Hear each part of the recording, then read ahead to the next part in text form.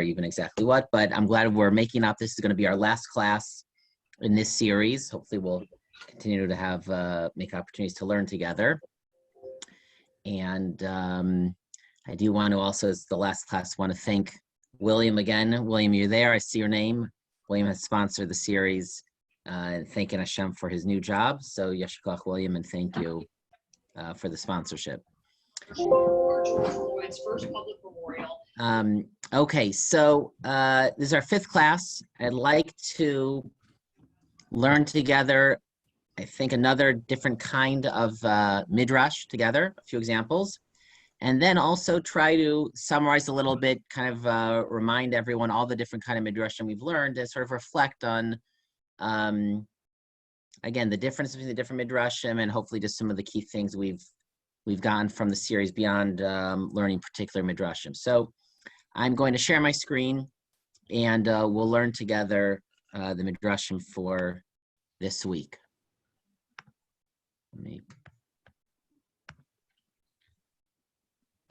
Okay, let me get...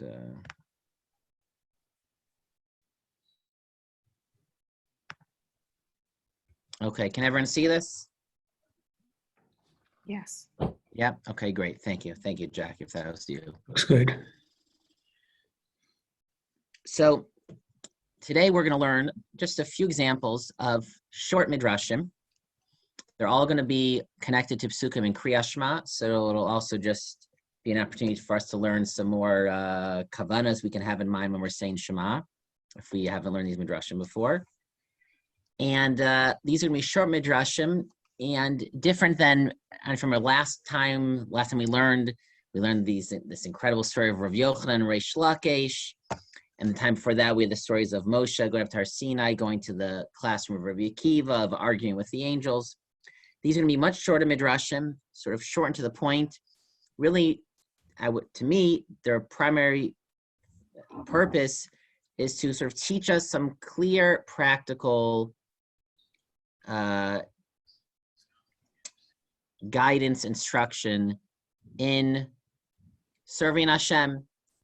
Now, these are going to be mostly connected to learning Torah, based on the psukim that in Kriyas Shema, but you could find similar instructions about how to develop humility, how to be a giving person, how to not be jealous, how to control anger, etc. But these are going to be directives about learning Torah. Okay. So they're going to be commenting on the psukim in Shema. We have the psukim on the top of the page. Vayu hadvarim ha'ila, and these words, the words of Shema and the Torah generally. Asher anochi mitzavacha hayom, which I'm commanding you today. Moshe speaking to the Jewish people. Al levavecha, they should be on your hearts. Vishinantam levnecha, you will teach them to your children. V'dibarta bam, you will speak about them, of them, meaning you will study them. V'shivtecha b'veisacha v'lechtecha b'derech, when you're sitting in your home, when you're walking on the way, etc., etc. We're very familiar with these psukim. That's the first paragraph of Shema. In the second paragraph of Shema, there's a similar pasuk, but different, which says V'samtem et dvarai ela asher al levavchem v'al nafshechem, and you shall place these words again upon your heart and upon your soul. Okay, so those are the psukim. So let's see what a few of the midrashim teach. The Sifrei, which is the Midrash on the psukim, on Dvarim, says as follows: Asher anochi mitzavacha hayom, which I'm commanding you today. Shebeinecha ki diutgama yashana. It should not be in your eyes like an old edict. I believe it means, you see in the olden days, the guy would come in and nail kind of the king's orders, in the town square, and everyone would go and read it, and it would stay up there. It shouldn't be like an old edict. She'ein adam sofna, that a person is not interested in, will not take to heart. Rather, kichadasha, when you learn the Torah, whenever you learn the Torah, it should be like new to you, like a new edict. Shahakol ratzim likrosa, that everyone is running to read it, right? The guy with the bugle and there's a new edict, and it could be good, it could be bad, but either way, but you want to know what it says, and they nail it into the wall, and you run to read it. Okay, that is the Midrash. Okay. Any basic immediate reaction to this Midrash? What is the basic point of the Midrash? Where did? Can you see it, Jeffrey? Yeah, no. Now I'm trying to go up again. Where in the psukim does it say that this is referring that you shouldn't think of that this is that you might think of these as old? Okay, excellent. Okay, so where does the Midrash get this from? We haven't gotten yet to. We haven't really spoken out what the Midrash is focused on, but where does it get? So again, the basic idea is the Torah shouldn't be old; it should be new. You should be interested in it. It should be exciting. Maybe also means it should be relevant. So where does the Midrash get that from in the pasuk? Well, it says Hayom. Excellent. Okay, so Jack says Hayom, right? So the word the word that is bothering the Midrash, so to speak, is Hayom, right? It could have said Vayuhad V'rei Ma'ila, these words, Asher Anochi Mitzavacha, that I'm commanding you, Al Levavecha, should be on your hearts, right? What is the stress Moshe says? The words I'm commanding you today should be on your hearts. So the Midrash is saying, what is that meant to allude? That it should be every day. It should be like it's being commanded today. We're hearing it from Moshe today. Even just a simple in the Pashta and the Psukim, right? So again, the immediate context, Moshe speaking to the Jews. So you have the Jews in the desert. Imagine with the Jews in the wilderness. He's saying, the words that I'm speaking to you today should be on your heart. So you can understand that it's not such a far stretch. It's not really such a homily, a homiletical interpretation, that he's trying to say, the words that I'm speaking today, remember like how I'm talking to you today, this feeling, this immediacy, that it's new. So put that on your hearts. You should remember that. Hold on to that. So it's clearly coming from the word hayom, presumably. Excellent. It's an interesting that the Midrash chooses. If the main idea is that, again, the Torah shouldn't seem old and boring. It should be new and interesting. It should be like, it should be like it was given today. Okay, that's a very nice idea. It's still interesting how the Midrash, the mashal that it gives for that. It should be like the new edict nailed into the wall that everyone runs and reads. Right? It could have said something different. It could have said like, I don't know. We should imagine like we're hearing Moshe's voice, or it could have said every day it should be like, I don't know. It could have just said a book you've never read before. I don't know, or you could have given him a lot of different things. Any thought to why this is the mashal of the Midrash? Isn't there a concept that every time you daven, it's different? Like, because you change and what's been going on in your life is different from moment to moment. That's why we have pretty much the same davening all the time, but yet every time you daven, it's different. Wouldn't it be similar to that?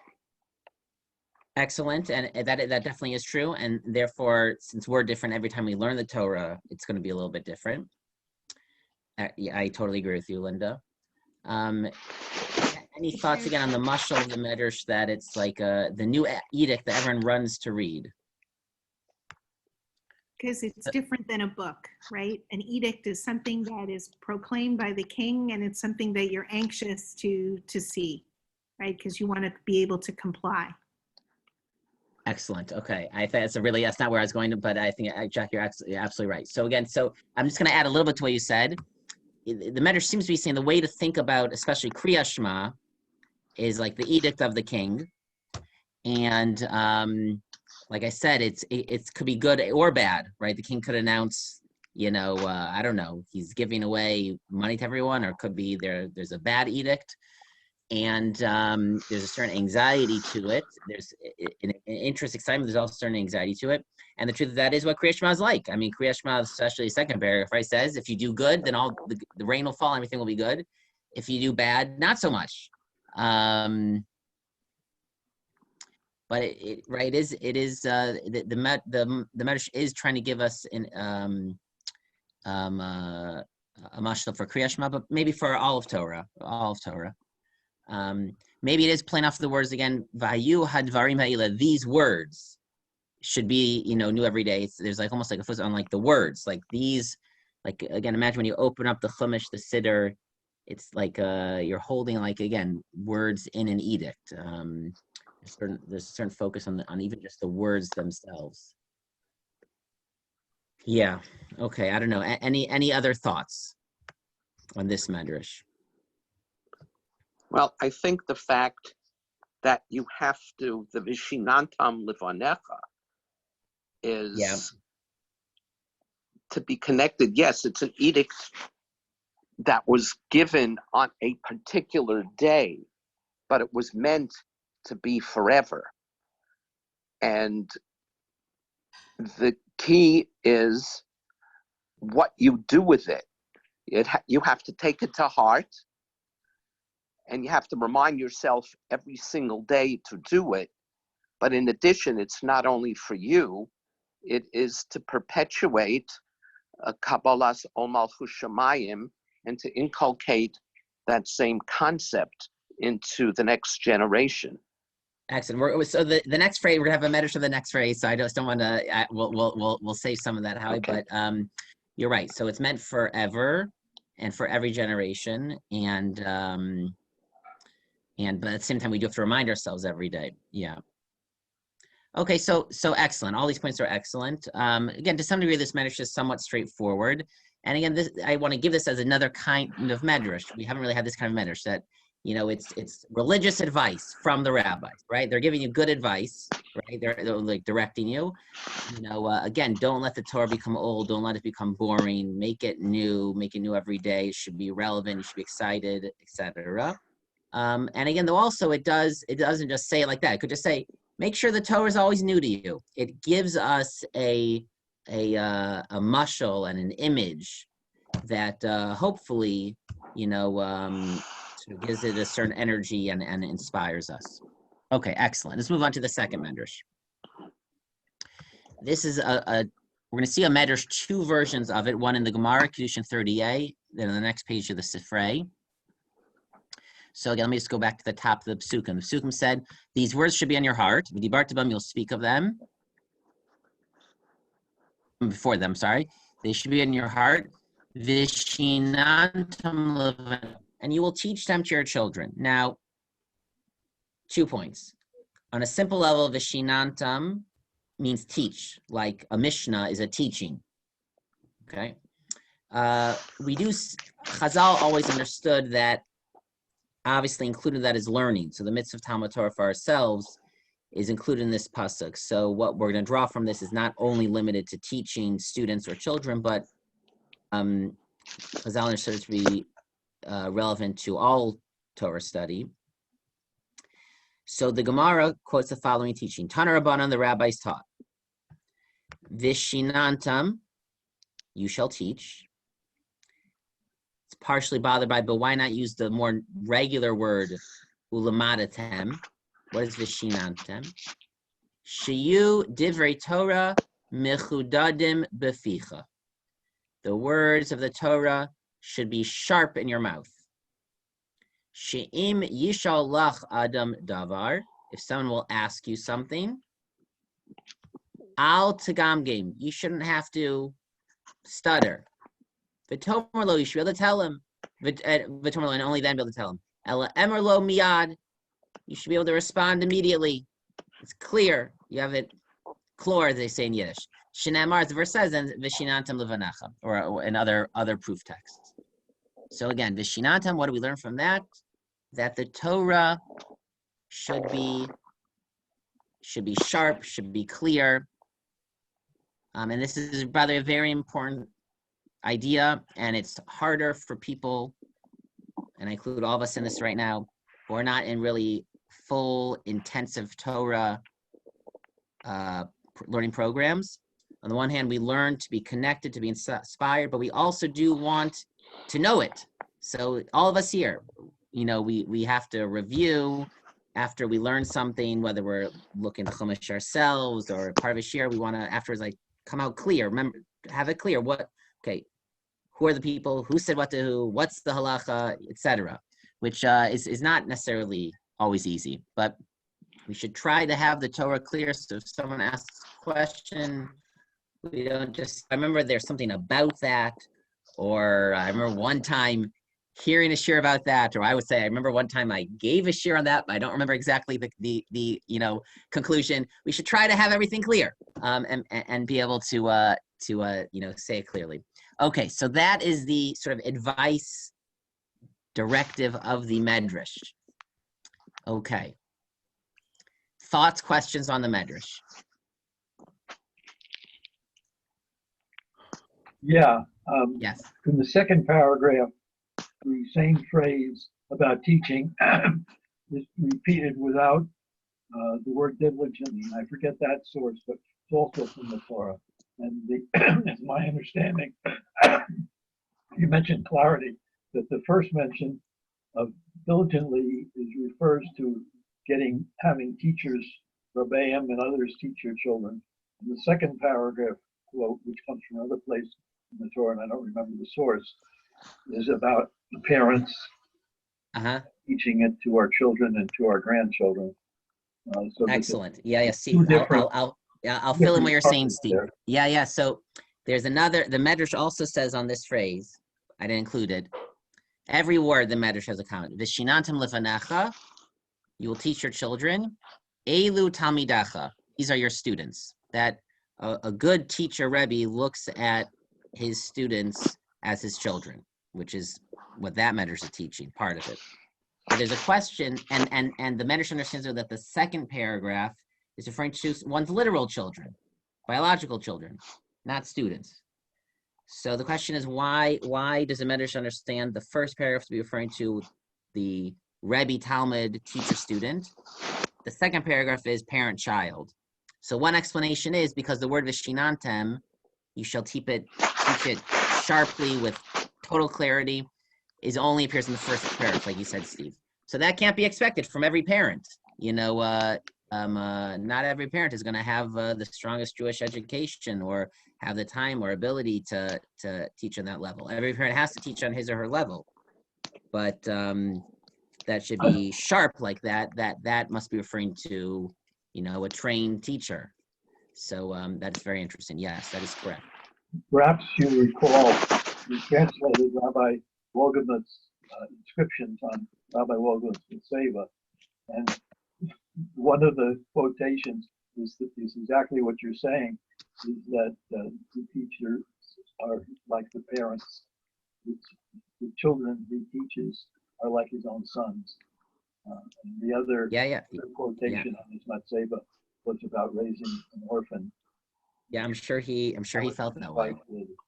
Yeah. So let's come back to the Midrash. Where did the Midrash get this from? So traditionally it's understood as follows. Vishinantem is meant to be a play on words of shane, a tooth. And a tooth, that's where you get sharp like a tooth. Okay, that's traditionally where it's suggested. Now, the truth is, again, it's not so far-fetched from the psukim, because, again, vishinantam does mean teach, but it also can mean repeat.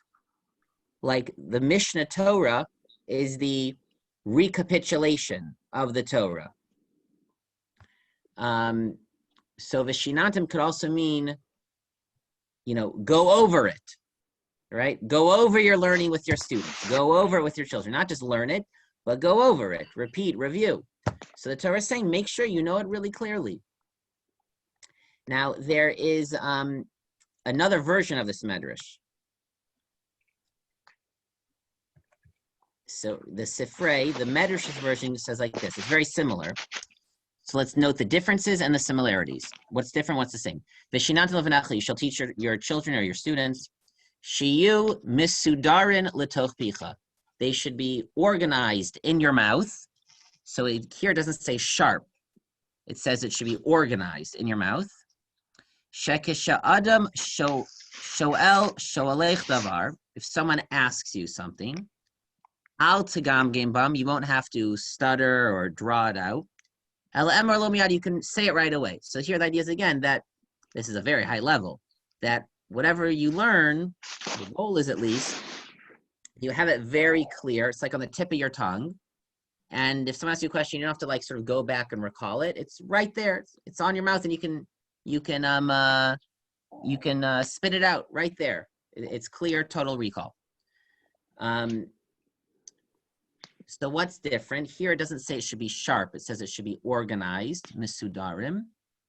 But it's the same. It is the same though. They both have the same mashal. Ask you something, you should be able to say it right away. So I think the second version also seems to be playing off the words vishinantam is like shane, like teeth. And it's saying again, like the Torah should be like, we have a phrase on the tip of your tongue, right? But the Midrash's like play off the words would be, the Torah should be on your teeth, right? So what does that mean? It's on your teeth. It means that the same thing on the tip of your tongue. It's clear. You can say it right away. It's available for you right away. You don't need to start sort of like reworking through it if someone will ask you something. Okay, so this is another, again, directive. Chazal really interested in telling us how they want us to teach the Torah. We want to really, again, not do it superficially. It should be organized. It should be sharp. We should have it on the tip of our tongue. If someone asks us a question, we can answer it. Again, this is the goal. It's a very high level. And again, they root it in a pasuk. Again, if you'd ask me, this is an example where, to some degree, the teaching is more important than the pasuk. I'm not saying they can't find allusions to it in the pasuk, but again, they really want to teach us, give us a certain advice, practically how to do the mitzvos. Again, we're focused on learning Torah. There will be similar teachings about, again, all kind of character traits, and it is connected to a pasuk. Okay, any other thoughts about those first two midrashim? Okay, so we'll learn now the last midrash for today before we try to review everything we've done. And this is similar. It's a little bit of a different style of midrash, but similar. And this is, again, commenting on the words in the second paragraph of Shema, which says, V'samtem, you shall place these words on your heart. Okay. So the Gemara darshans V'samtem like it's a,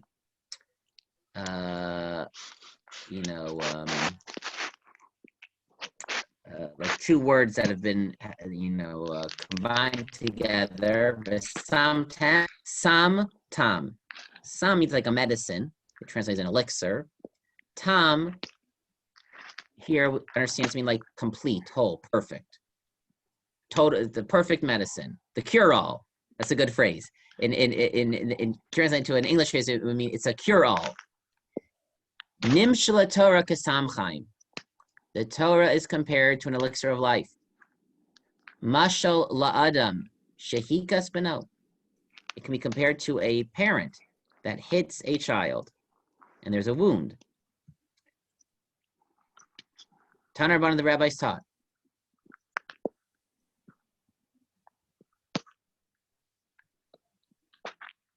Maka Gadola. There's a word missing here. Hashem struck people with a great wound. But he placed a bandage on the wound. Vamerlo, and the parent says to the child, Vini, kolzman sharatiazu al makascha, as long as this bandage is on your wound, echol mashanascha, you can eat whatever you want. Ushse mashanascha, you can drink whatever you want. V'rachotz, and you can bathe, bein b'cham, bein b'stonin, in hot water, cold water, wherever you want. Ve'ina tamisera, you don't have to worry. Nothing bad will happen. V'ima tamavir, but if you take off the bandage, with the medicine on it. Hare hi ma'ala numi. It translates, it'll become gangrenous. There, it will begin to rot. Skipping on the next paragraph. Kach Baruch Hu, so to Hashem. Amar la Yisrael, he said to the Jewish people, Beni, my child, this is a famous quote. Barasi Yetzer Hara, I have created the evil inclination. Ubarasi lo Torah Tavlin, and I've created the Torah as an antidote. V'im atem oskim b'Torah, ein atem nisarm b'yado. And if you delve into the Torah, literally you will not be given over into the hand of the evil inclination. But if you leave the Torah, then the evil inclination will take hold of you. So let's just review. The Samtam, the Torah is like a medicine, and it's a mashal of there's a wound, and the parent gives a bandage medicine to put on the wound. As long as that's on it, it's fine. But if not, then the wound will become gangrenous, as they translate it. So too, as long as the Torah is on our heart, even though our heart has a Yetzer Hara, it'll be okay. But if the Torah is removed, then the Yetzer Hara will start to grow, so to speak. Okay, any thoughts on this matter? Yes, Jeffrey.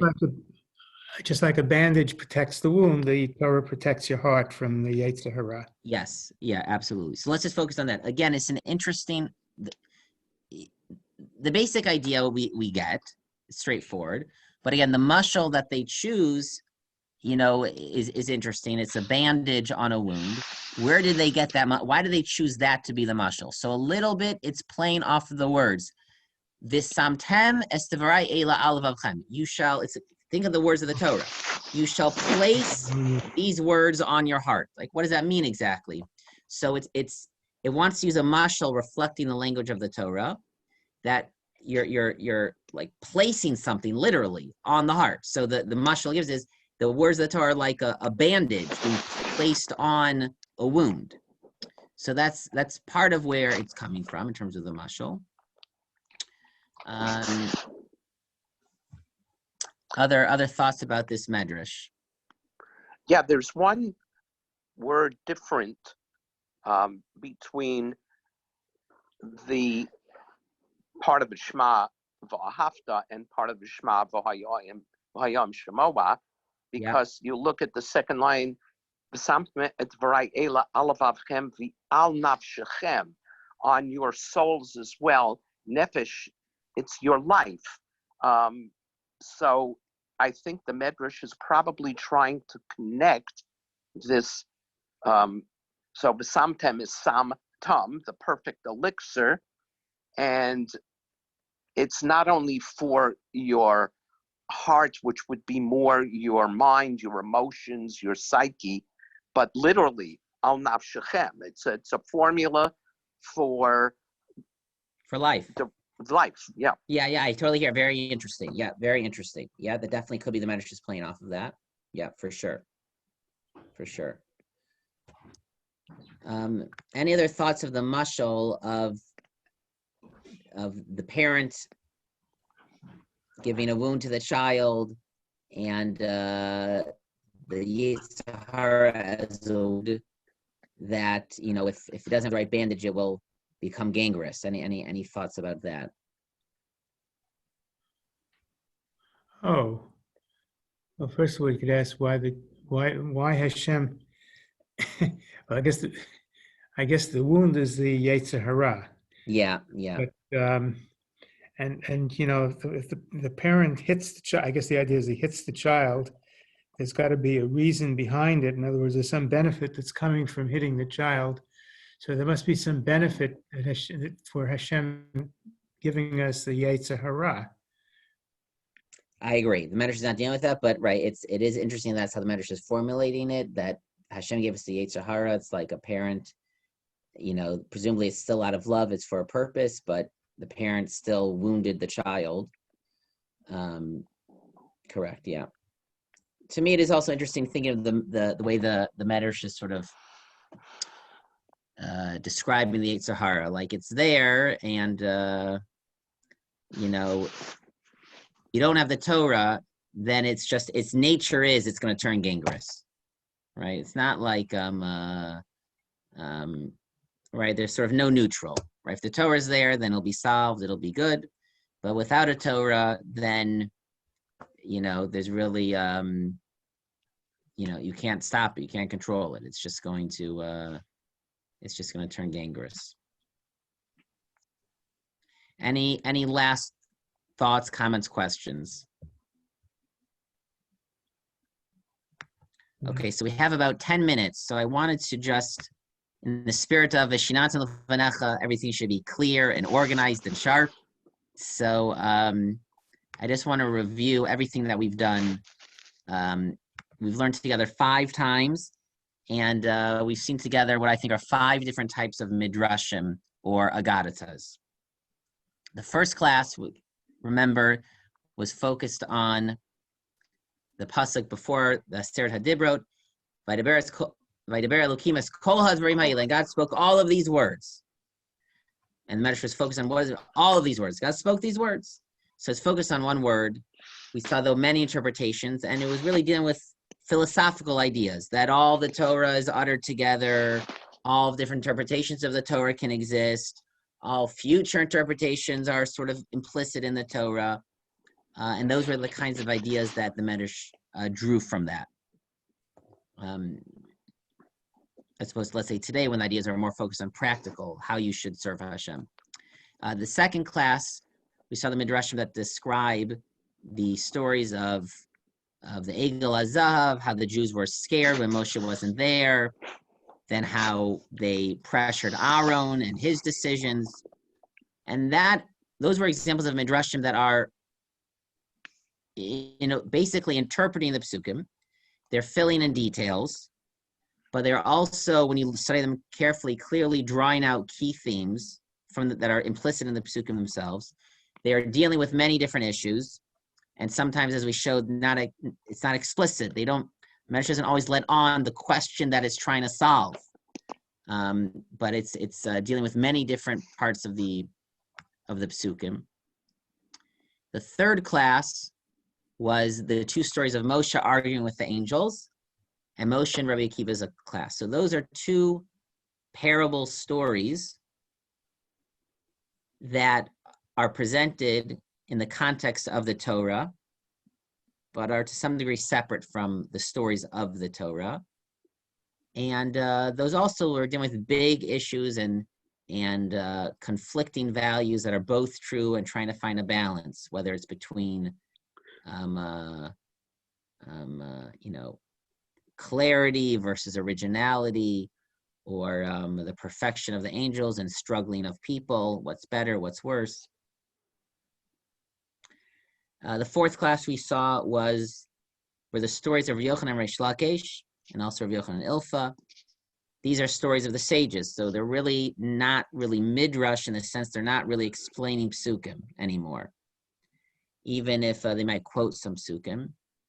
And we saw they were also incredibly rich, dealing with really basic fundamental life issues, and very relatable, very real, and also, again, just dealing with many, many different issues, the different elements of the story.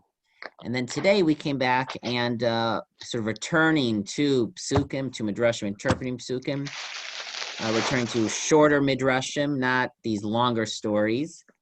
And here we saw examples of midrashim that are meant to be short, clear, direct moral teachings or advice, how to serve Hashem, how to do the mitzvos, how to be better people. And they all, though, try to use, though, inspirational images, evocative images or parables that, on the one hand, are coming from the language of the psukim, right? Place it on your heart. It's a bandage on your heart. Or, again, repeat the Torah. It should be on the tip of your tongue, on your teeth. But also, again, there are hopefully mashalim, images, parables that we can hold on to, that would motivate us, that will give us encouragement when we need it.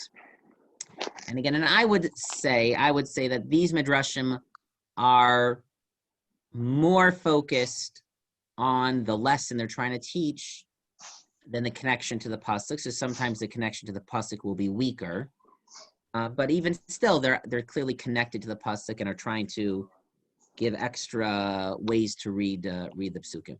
So I want to hear what people think. So on the one hand, I want us to see this piece of paper to see, the kind of variety of midrashim, short, long, stories, teachings,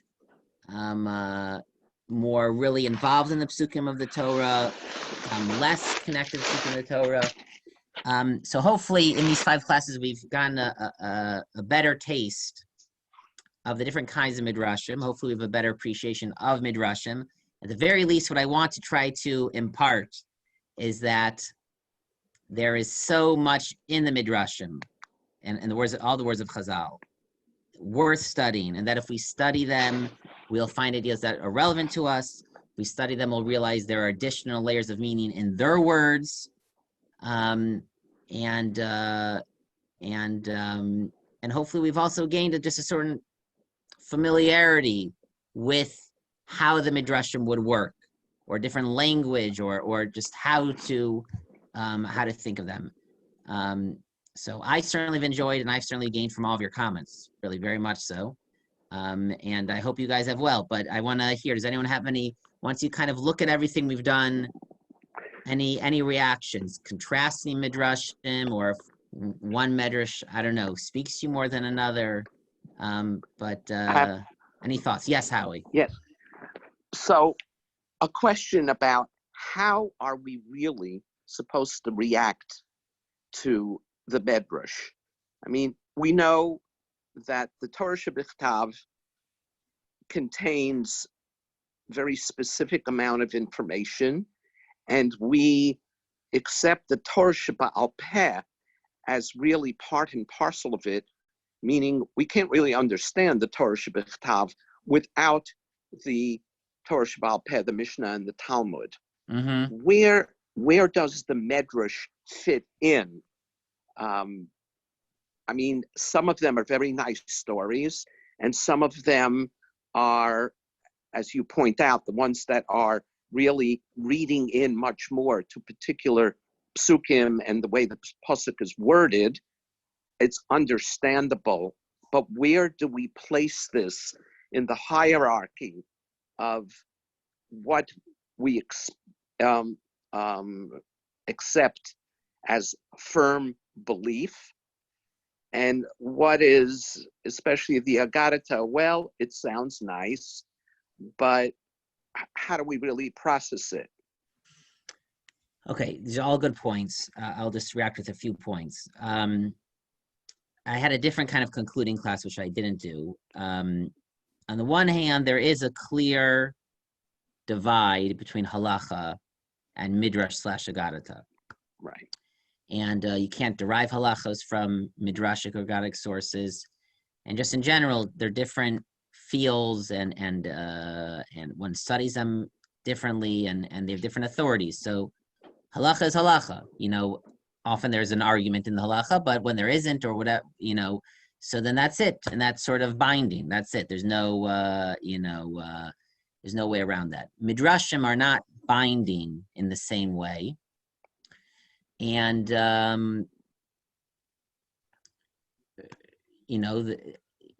there are also different opinions within the Midrash, whether it's how to interpret a pasuk, or even to some degree in terms of moral teachings. How do you know what to follow then, so to speak, is a hard question. But in most issues, a general dominant opinion develops within over a very long period of time.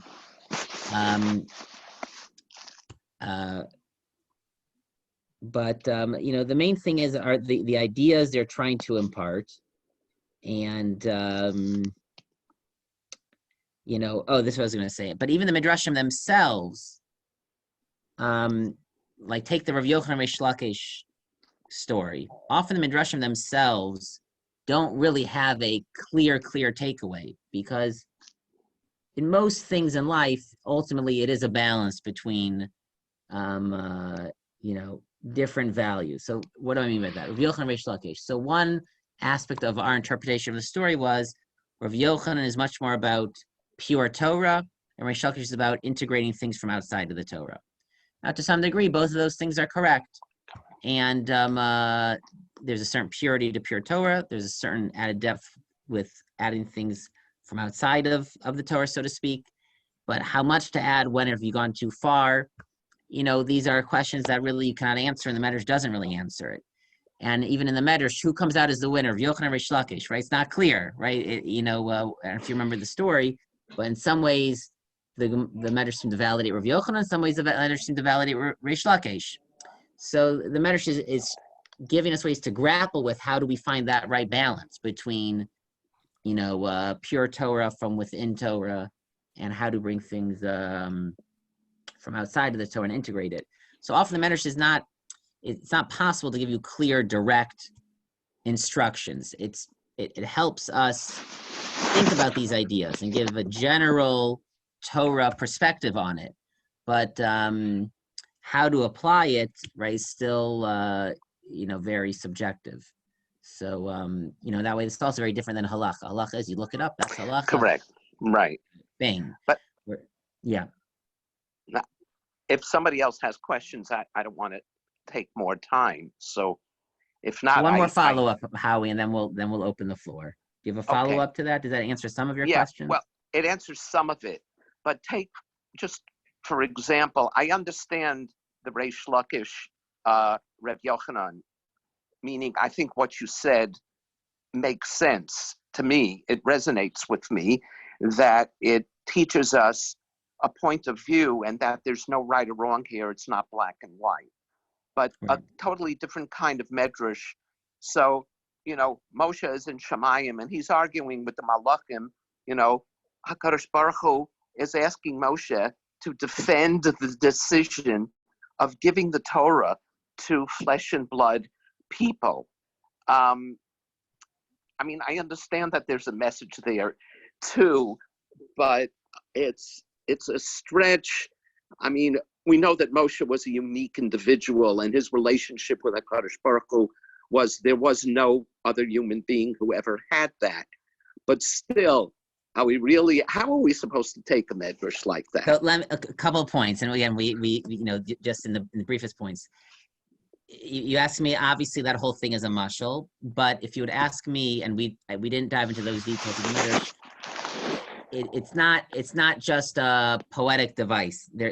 We can think about that. What does that mean? Hashem asked Moshe to defend it, and there are lessons we can take from that. But I want to say something. So it's clearly a mashal, but it's each detail can be explored. But I want to add one other thing. One of the amazing things, I don't remember who I heard this from the first time or saw it. One of the amazing things about Chazal's Midrashim is that they were written in a way that you can teach it to elementary school children, younger nursery school children, and it somehow resonates with them and they get it, and on their level it connects them and it makes sense to them.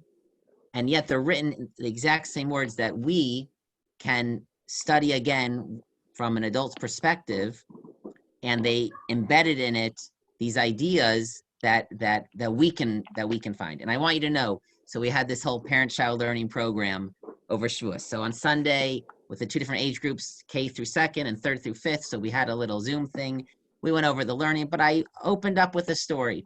So what did I tell them? I told them the Midrash we learned about Moshe going up and arguing with the angels, and I told them the story. I said Moshe went up, and Hashem told Moshe, "You have to tell them why." And then I paused there, and I asked these kids, mamish kindergarteners, what would you say if Hashem said, everything? Hashem gave us the Torah, not the angels. Why do you think Hashem gave us the Torah? Aren't the angels better than us? And they gave answers, and to some degree, it's similar answers to us, but they're saying on a little child level, but they get it. So, that's another just thing to think about, that the Midrashim were also written in a way, and it's incredible that I could say, literally, I just read the words of the Gemara. I didn't dumb it. I just said the same words, but they heard it on their level, that it's written in a way that, again, even little children can can study it. So that's just another piece, I think, to think about. And any other questions or comments, thoughts about all this? I think the work, go ahead, Jeff. Oh, so I take two things. First of all, I take it that that what you're saying is that the Midrashim were created by the rabbis in order to understand certain peculiarities in the text of the Torah, not necessarily, and these in other words, they did not come down with Moshe didn't give us Midrashim.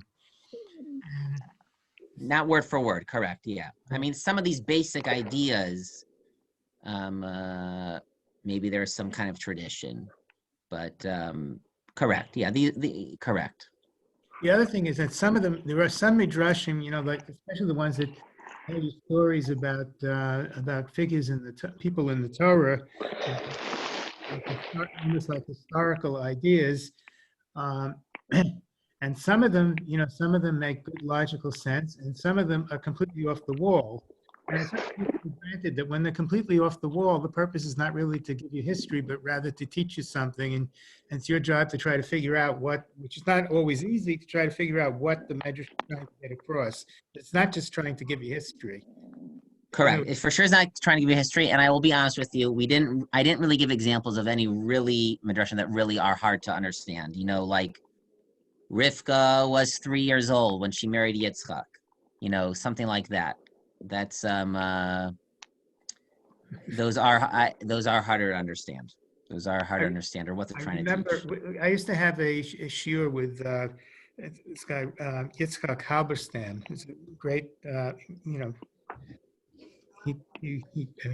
he was very knowledgeable, and he was also very good at discussing midrashim. It's a Gemara shiur, but he made them come to life. I mean, let me Mm-hmm.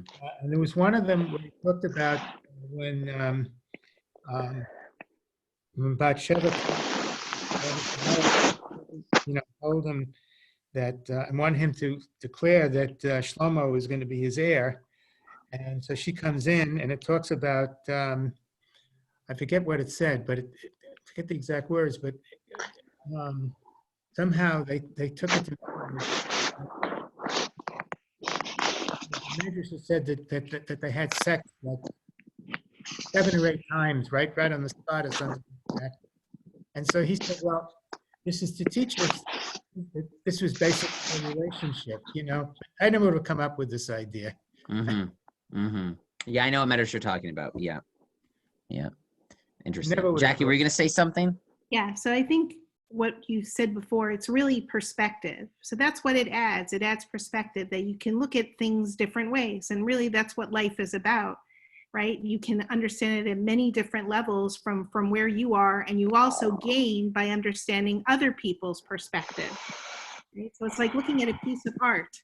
There is no right answer or wrong answer, like in halacha, but you get something out of it. And by hearing another person's interpretation, you can also gain from it.